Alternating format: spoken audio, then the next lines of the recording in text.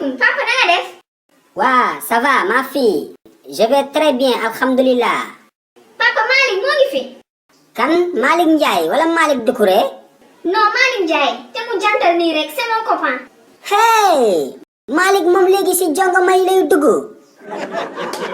Yow xale bu jigéen bi yow looy doyee Malick sama doom. mais yow papa tey la Saint-Valentin. Saint-Valentin. waaw papa dañu war a dem reeri après ñu dem doxantu ji. Après ñu dem soirée Wally Seck. après mu gunge ma ñibbi. hey bul eggali tëjal ma sa làmmiñ. Malick tey du Saint-Valentin parce que dama ko yónni dëkk ba.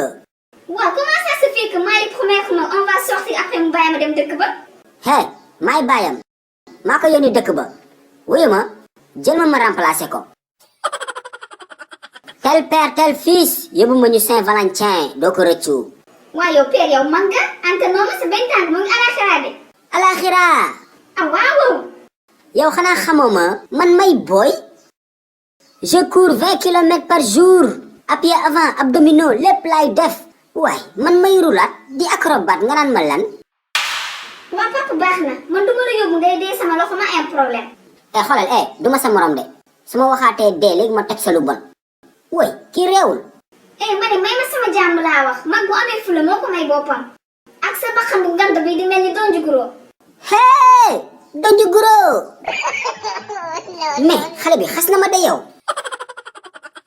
waaw wuy ma sa baay bakkanam comme petit cola. waaw seetaan nga ba pare. déet bul dal foo jëm capal fii bësal bouton bu xonk bi nga abonné. bu ko defee vidéo bu bees bu njëkk a génn nga bokk si ñu ko njëkk a seetaan yow tamit. Je vous aime. I love you.